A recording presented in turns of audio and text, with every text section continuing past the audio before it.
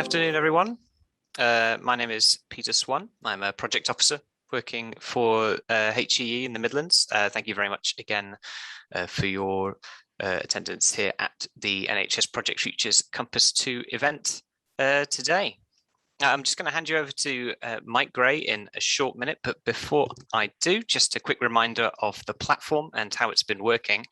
You'll see a chat function. It might be on my right or below me if your window is particularly narrow. That'll be a great place for you to get in touch with other people who are watching the session and to also make any comments or suggestions that you might have during the presentation.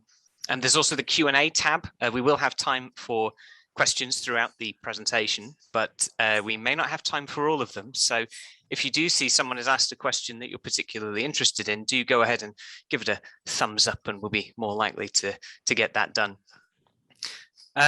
There will be a game code shortly on the screen that you can write down on your notes tab, and there will be another code shared at the end of the session. So do keep your eyes peeled for those if you are interested in hitting those high scores. And I think that's it. So yeah, I'd like to introduce now Mike Gray. He's Portfolio Resourcing and Capability Manager at HEE. He's been working tirelessly on the apprenticeships agenda, and he's got a lot to talk about today in terms of development, and we'll be sharing some conversations with some very special guests. So Mike, over to you.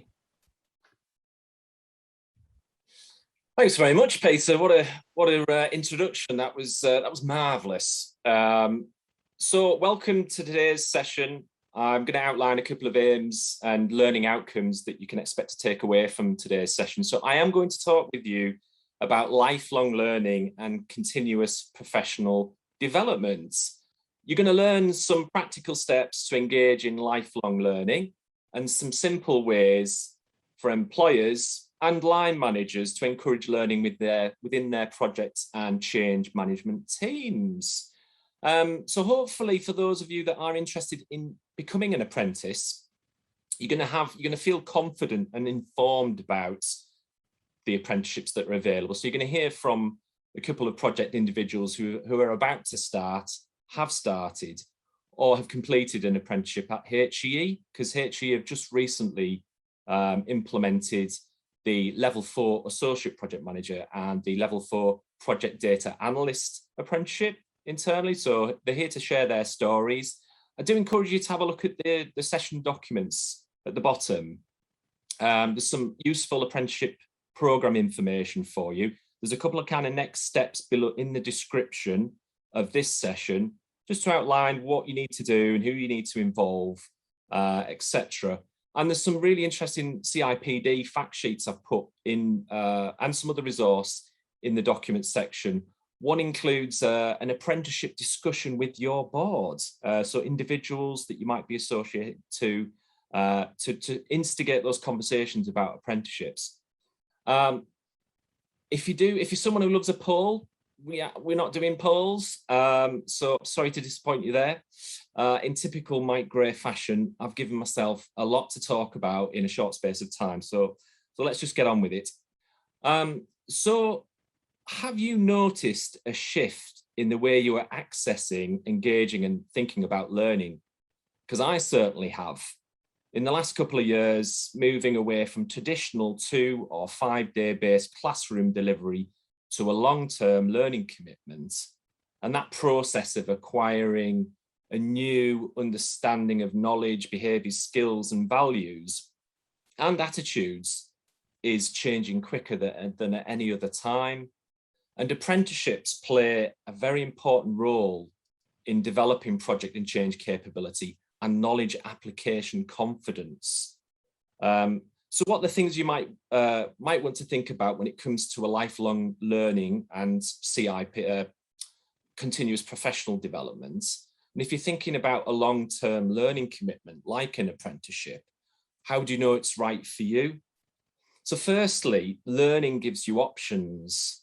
So whatever your life, your career path, there are a number of sometimes unanticipated benefits to continual professional and personal development. And whatever stage in your career you are, it's never too late to start. learning for personal development or learning for continuous professional development can enhance your understanding of the world around you, provide you with more and an improved quality of life.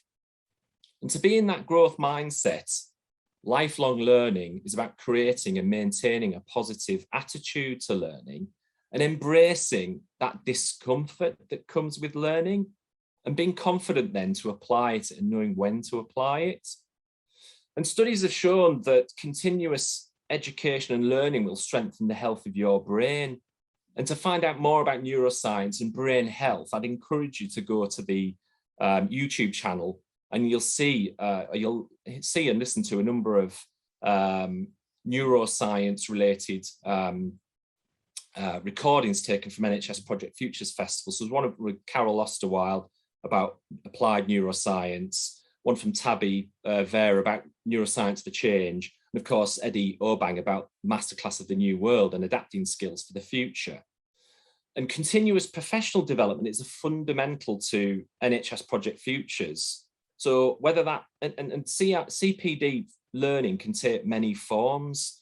So it doesn't necessarily be big, huge things. It can be small, incremental, tiny habits, micro learning is what is known as today. And today you attending and listening to me and my colleagues is one example of learning, as is accessing the core skill modules or reading and reflecting what you've learned today. And the NHS Project and Change Capability Framework and the self-assessment is also going to help with lifelong learning and that commitment. So now I'm going to share some lifelong learning benefits to aid your learning pathway. So I've kind of picked out 4.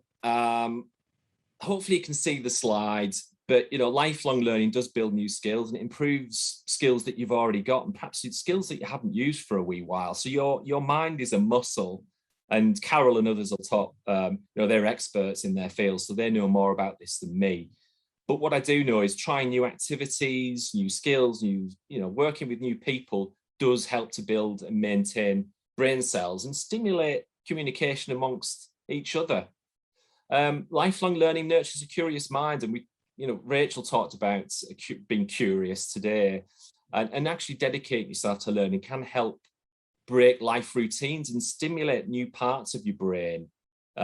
Rachel talked about the Atomic Habits review she gave in the coaching mentoring session. I would recommend you look at that one. And lifelong learning opens the mind and it increases wisdom. And the importance of lifelong learning is the exchange of viewpoints people have, the ideas, the discussions, and just talking to other people who are going under a learning pathway. And these discussions can help see other sides of an issue, gain further perspectives, and tap into a diverse range of ideas and opinions.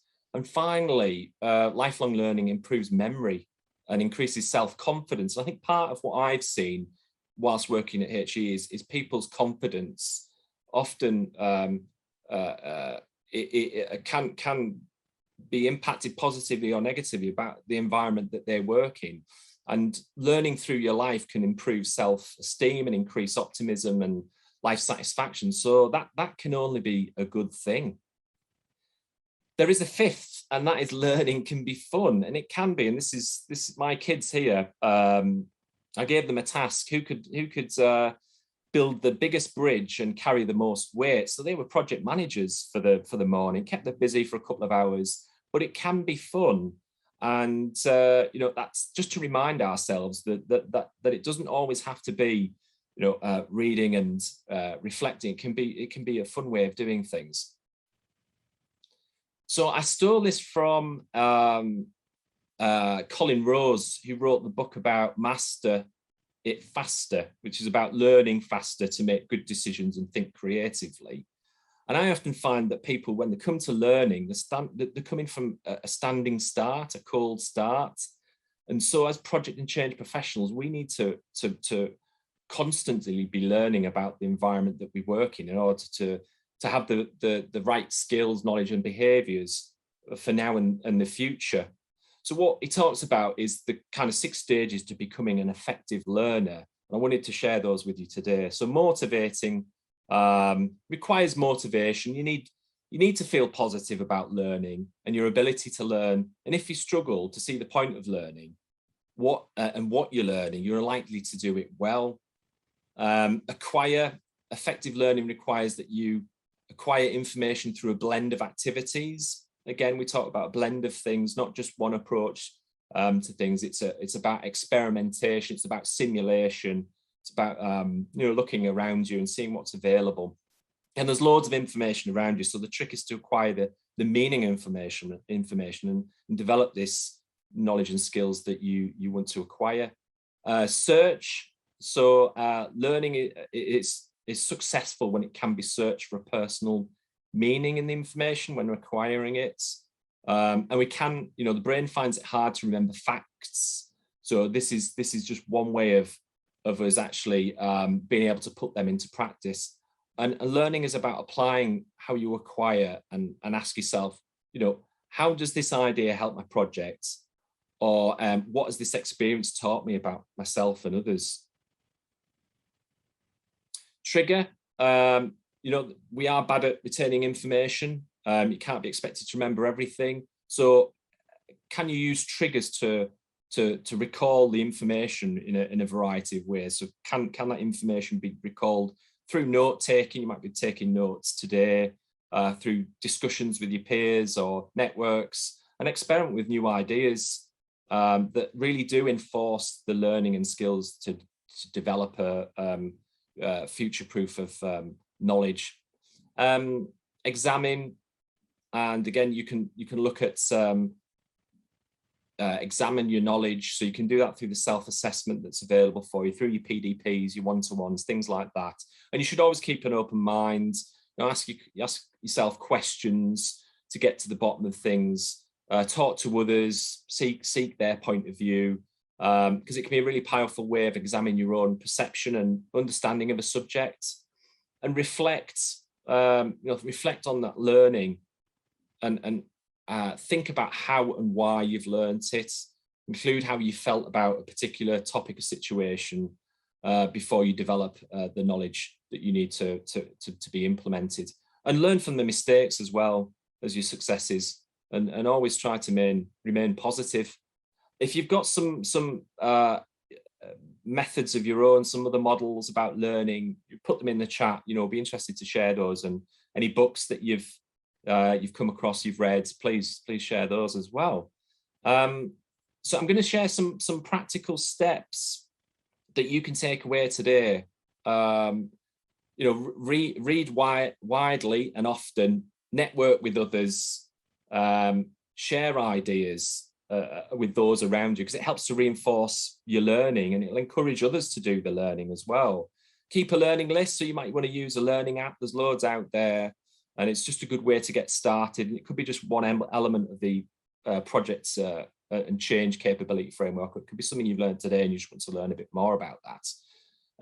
Start your own learning objectives. Good way of doing that. Make a list. Have a chat with your manager, or do the self-assessment. It's a good starting point. Create time for learning and reflective learning, particularly, because what we do know is that people perhaps aren't dedicating enough time as they would like to learning. Explore new ways to learn. I've been using Lego to learn and to engage with my kids after school, and it's worked really well. So I think, think creatively. And Anthony Willoughby did creating a territory map. Do one for learning, and just look at Cube, especially for like that simulation learning. Join a study group and encourage learning and collaboration with others. So that's through on-the-job training, workshops, pursuing other areas. Become an ambassador of NHS Project Futures, and make it a priority. I don't think lifelong learning certainly doesn't become a priority necessarily. And I'm encouraging you to do that today. I will cover I'll put this all on one slide, because I know I'm running out of time at the moment, but these are for line managers and employers. Who some of you will be listening today about, it's all very well my learners going off and doing things, but how do I, as a line manager, as someone as responsible for others, how do I start to encourage that learning? And we do know some of the biggest challenges is around dedicated, protected time around continuous learning. And, having funding is important as well. There isn't enough money around, but apprenticeships can really add value to that point, and really be an enabler for others. So a good place to start, some of you will be familiar with this, but I thought it'd be an opportunity to just refresh it quickly. You've got the framework, which is available on Knowledge Hub. It's available on the documents page as well. The core skill modules, so those that are brand new to project management or those that have been in it a while, just want to refresh themselves, that's available to you as well. The healthcare project delivery community on Knowledge Hub, there's loads of stuff on there, including the corporate membership for the APM. And apprenticeships, which I'm obviously here to chat to you about today. And honestly, there's never been a better time to employ or become an apprentice or start an apprenticeship in project management. In some sectors, like the nuclear industry, apprenticeships have reformed the way our organisations engage with their workforce, think about long-term learning, and create career development pathways. So whether you want to access apprenticeships to accelerate digital transformation projects, or build up project capability within your team, or think about unintended consequences on the system, i.e. systems thinking, there's a real opportunity for you to embrace project management apprenticeships and change the way you think about learning. So we were hoping to have Tina from the education transformation team here with us today, but unfortunately she can't make it. But she's doing a level 4 associate project management apprenticeship with Provec. She's been working in projects for many years, and she's kindly done a 5-minute recording. So we're just going to listen to that today and find out a little bit about her views on why she took it and what she wants to share with us. So thank you.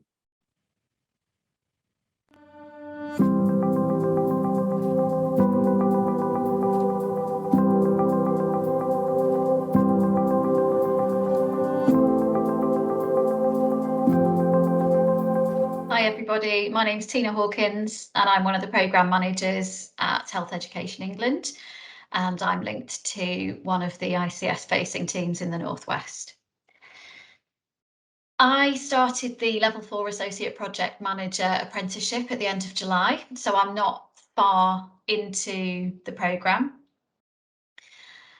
I wanted to do this programme because despite having some formal project and programme management training previously, it was standalone training, and I really struggled to be able to put that learning into practice when I returned to the workplace. We don't have an embedded project or programme management methodology where I work, and my role wasn't always necessarily suited to using the methodology that I was trained in. So I really felt that a 13-month long apprenticeship was perfect to refresh my knowledge, learn a lot more about different methodologies that I didn't already know, and also to support me to put that into practice in the workplace. I don't think from the standalone courses that I've done, my practice changed, or the organisation really saw a benefit of having sent me on that training, and I couldn't feel more differently already about this apprenticeship. For anyone considering an apprenticeship, for that reason, I would say go ahead. I think it's the most efficient way from a return on investment point of view. It's the most efficient way of training because you absolutely don't lose any of that the knowledge and skills that the person that you've learned, because it is very much accumulated stepwise in a really rounded way rather than just learning the theory of something. The concerns that I had before I started were making sure that I could commit to the 20% off the job required, and so far that's going fine. I'm lucky in that I manage my own diary, so I'm able to be firm about keeping that time for the activities that I need to complete. And I was also, I'm afraid to say, I was also a little bit worried about it being level 4, having studied a little bit at level 7 previously. It almost felt like this was a backward step for me to go down academic levels.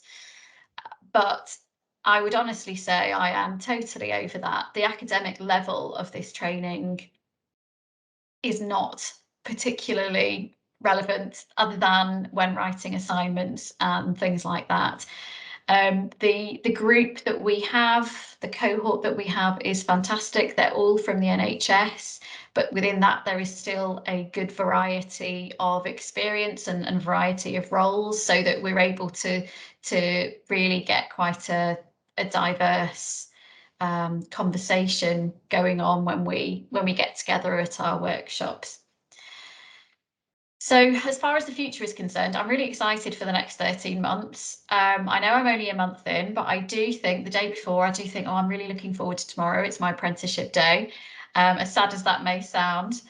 And yeah, I'm really, really looking forward to putting the theory into practice. And I am a real theorist, and previously have thought, if I know the theory, I won't have a problem. And I've really changed my mind, because to have the support in putting that into practice, both from Provec and from my line manager, has already created so many opportunities. I've taken on a couple of projects and I've learned so much more in the time that I've been involved with those projects than I have in the years previously, having been a project and program manager. So it's already paying for itself, essentially, this apprenticeship. So I would really encourage anybody, if they can get the support of their line manager in their workplace, to go ahead and take the step. And I think it will only open more opportunities to people from having done it. Thank you.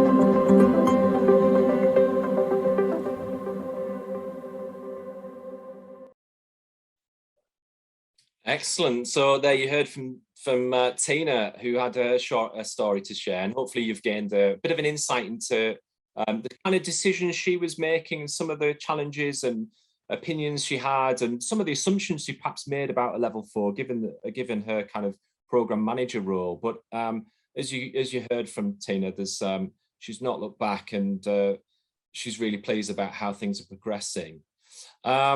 So just to kind of touch on the approved providers, and the documents in this session will outline each of these, but those are the approved providers. Those are the standards. We've purposely chose the very best that's out there. The apprenticeship programs aligned to the NHS Project and Change framework, which describes those roles. It gives a broad range of skills and knowledge and behaviours that people will pick up. And as I said at the start of all this, there's no point in your career that you shouldn't be considering an apprenticeship. And as Tina described, the support that's available, both academically from the providers and your apprenticeship leads, of which there will be one in your organisation, to support that decision-making processes, is invaluable, really. There's loads of benefits to having becoming an apprentice, or having a couple in your organisation, and these are just some of them. I mean, not to mention the fact that these are all virtually delivered. So, you know, there's gone are the days of having a classroom-based learning where you're having to, you know, battle your way through traffic and things like that. This is available virtually 100% of the time, if that's what you want. But importantly, that it's future-proofing our profession. And essentially, at the end of it, you'll be someone that has a broader skill set, broader knowledge set. They'll have a broader behavioural set, and that they can then make those informed career decisions. Tina mentioned that her cohort with Provec is a closed NHS cohort. That's Provec and all the other providers have said, we've specifically asked them that we would like open cohorts from other sectors. So it's worth me pointing that out, because actually, the nuclear sector, for example, have been doing apprenticeships for a long, long time, and there's lots of things we can learn from those people. So there is that option to have open cohorts across sector. Now I'm going to, there is a learning triangle which I've produced, which puts the apprentice in the middle of technical competencies, knowledge and behaviours. And it's just to give you a flavour of putting apprenticeships at the centre of all your learning decision making. But you'll have access to all of those, all of these things in our SharePoint site. So yeah, this is the data one. And again, I won't go through this, but we know data for project management, it's messy, it comes in different formats. It's often, are we getting the one source of the truth, things like that. And the project data role blends both project management methodology and types with data, and so that you're making informed decisions about where your project's going. The level 4, as you just heard from Tina's with Provec, and the level 6 is with Coventry and the University of Cumbria. So as I said, there's some resources at the bottom of the documents page, so feel free to access those, share them, certainly link with your apprenticeship lead in your organisation, have a chat with your manager in the first instance, and the links that are in the description for this session need to be completed, and we can then organise the conversation that takes place between your manager, yourself, and the apprenticeship provider of choice. So we now come into another part of the session, which is having a chat with a couple of the apprentices currently in HEE. So we've got another kind of 20 minutes-ish to go through that. And a warm welcome to Manju, Catherine and Peter. Yemi may be joining us, but we'll see on that one. But welcome, and thanks for joining us and taking time to share some of your stories and your experiences with everyone. So, Manju, if I can start with you, just introduce yourself to everyone, to our listeners, and tell them a little bit about the apprenticeship you're undertaking and how far in that programme you are. Okay, thanks, Mike. My name is Manju, and I am one of the operations and governance analysts in the PFMO team at HEE.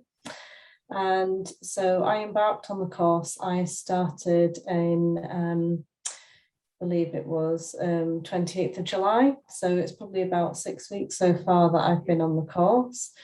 And I'm doing the level 4 project data analytics with projecting success. And I'm really enjoying it so far. There's lots to learn. Yeah, it's going really well. And so I think as well, like you mentioned as well about linking it into work, the course that I'm studying links, I think, really well into the role that I'm doing. Is that why you decided to take on the apprenticeship and enroll then? What was it? Why now, Manju? What was it that kind of attracted you to that? Was it the role, the fact that you're more you're closer to data now and you're looking to build up that skill set? Yeah. So in my role, looking at data on a daily basis and capturing lots of information, there's, like you said, data comes in very different forms.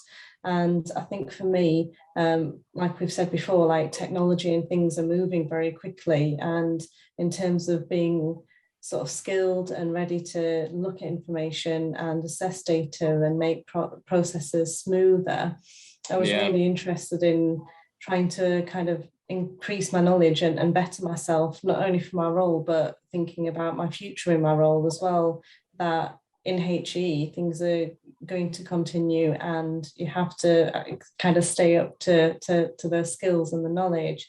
So I think I thought about the sort of that process really as to looking at where I am now and where would I like to be, and the course kind of incorporates that. It allows you to look at all of the up-to-date tools that they're using, and how you present data, how you kind of tidy up the data, looking at sort of data that's been presented to you and thinking, okay, how am I going to turn this into structured data in order to produce information to present to whether it's a team, whether it's a board, whether it's to your manager, or how you're going to deliver that information to the audience. Fantastic. Well, that sounds sounds absolutely an ideal learning opportunity for you. Thanks for sharing that, Manju. We'll come back to you for a couple of questions if we can. Catherine, thanks for joining us. Hello. Hiya. Did you want to introduce yourself? And because actually haven't enrolled, you actually due to start an apprenticeship, I think 29th of September, is that right? Yeah, somewhere around the end. I think it's 28th, but yeah, so it's the same, the level 4 project data analyst apprenticeship. So I'm due to start at the end of this month. Because have you done any kind of formal? Have you been on any courses before now, then, Catherine, or is this your kind of first formal long-term course that you're doing in this subject? In this subject, in anything projecty, yeah, this is my first foray. Right. And is that, what sort of things have you been thinking about in terms of the apprenticeship and its kind of relevance to you and your role? That was one of the things that I was sort of a bit hesitant about, because obviously my role doesn't really scream that it's really relevant.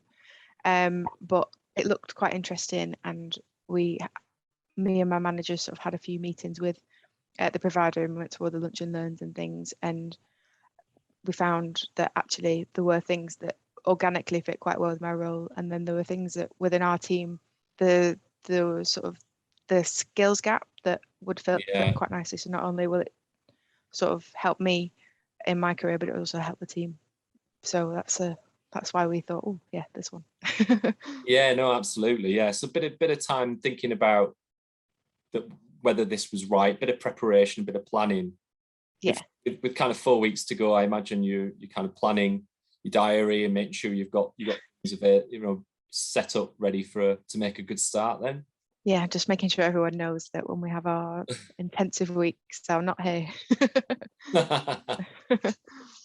Brilliant, thanks, Catherine. And Peter, you completed an apprenticeship a couple of years ago. Yeah, hello. It's feeling like kind of the old days now, but yes.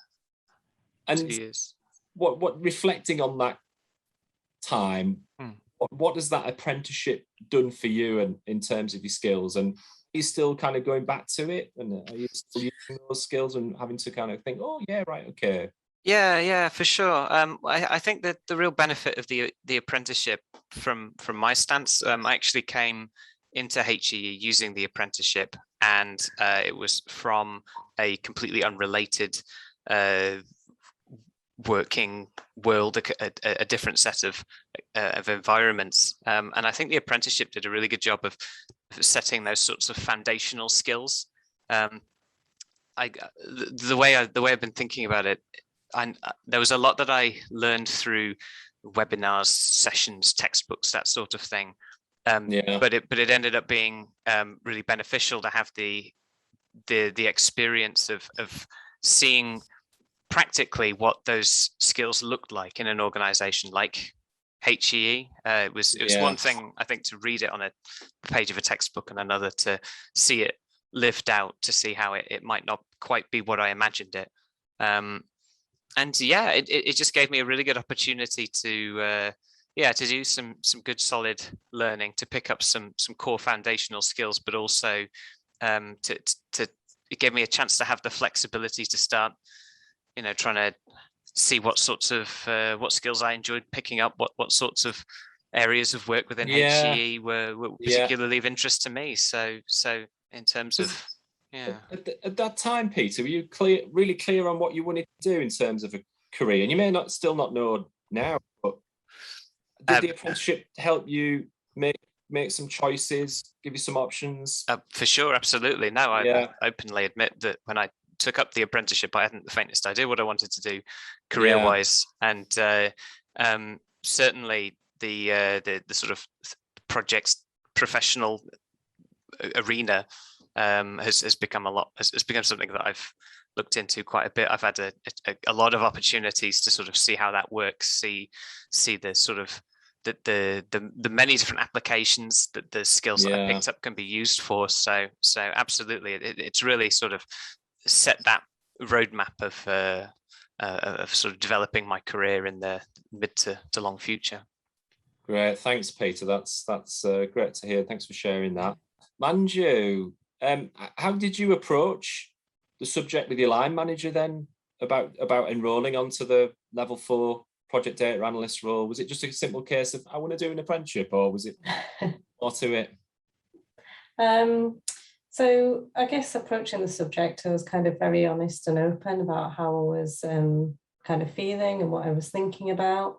And as we have our monthly one-to-ones, so myself and my line manager talked about my kind of learning and development and how I was feeling in my role, and what interests I had really. So when this came up, the opportunity for this apprenticeship, I expressed my interest and said that I think it would be of value, and it was really received with really well, with a lot of support and a lot of encouragement, really, not only from my line manager but from the team as a whole.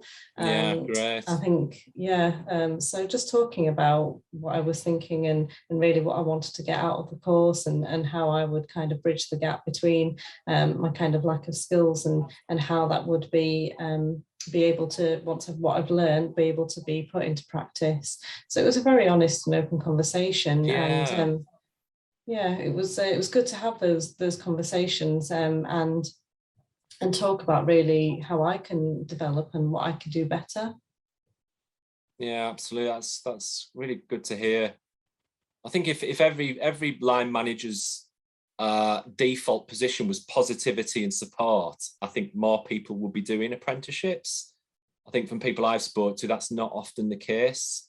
Concerns of time off the job, as in the 20% people view that as being time away, when actually it's not. And the apprentices we've secured through NHS Project Futures are the very best that's out there, but they ensure that the learning and the application is going back into the business. So I think that's important to say. So how did you find the enrolment, Manju? Was it easy? Was it difficult? Was it easy to navigate? The enrolment process, really, I mean, Projecting Success have been very, very supportive. They've been very approachable and helpful. Also getting support from our OD team at HE, they've been very approachable and really supportive. When I've had any questions, they've been there on the end of an email, to contact. And also the enrolment process as a whole, like I said, having those conversations with my line manager, and going through the application form together, answering the various questions, and finding ways really how to kind of present myself in a way that to show I was keen and to say, express that kind of on paper, because I think I was kind of verbally saying it to my manager, and it's kind of how to articulate that as well when you're doing an application for this apprenticeship. And so the people making sure I use the support that I had around me, and the enrollment process was really smooth. Again, because Projecting Success are so approachable, when I did email them, they were very receptive in what they needed from me. For example, if it was forms of ID or very different things. Yeah, that's great. From what we looked at as part of the provision was, ensuring that there's some pre-enrollment assessments done. So making sure that you're close enough to the data, that you've got, what's the learning environment like? Is your line manager supported? So they're really sort of making that assessment. So rather than just getting you straight on there, great, and then finding out 4 weeks in it's not right for you, that they really take time to go through that. So that's really Yeah, thanks for sharing that, Manju. Catherine, what do you see your future being? I know obviously you haven't yet started your apprenticeship, but do you want to become a project or change manager professional, or where do you see yourself at this point? Yeah, obviously I'm just right at the beginning now. So same, I think probably like Peter was, I had no idea. But I think, yeah, definitely it's sort of, I feel like that's where I've been leaning towards over the past couple of years. So, oh, sorry. So I think this is definitely that sort of first step, and hopefully it gives me like the skills and sort of opportunities to sort of make more little steps towards working in projects and change. Yeah, absolutely. No, absolutely. I think taking those first steps can often be the most daunting, but perhaps we wish you the very best of luck for your apprenticeship, Catherine, and Manju's too, and any others that are doing it starting out, because it can be quite talked about earlier about the kind of anxiety that comes with learning something new and just working through some of that. But it sounds like you've got support of people around you and others as well. So I'm sure you'll make it a big success. So thanks for that, Catherine. And Peter, is anything, if anyone, what would you tell others thinking about doing an apprenticeship? It was kind of like, not sure, What would you say to them? Well, I guess the biggest selling point of the apprenticeships from my perspective is it does give you that lived experience, and although it can, a lot of them do feel like quite a stringent sort of set of learning that you kind of have to get through, it does actually offer quite a bit of flexibility in how that learning is progressed. So for someone like myself who wasn't sure what sort of direction to take career-wise, it was a real blessing to have that ability to do that searching for myself. So yeah, I'd say it's nothing but good points. What would you say, Manju? As someone only kind of 6 weeks in, who had, similar thing, not sure if they want to do an apprenticeship or not, what would you say?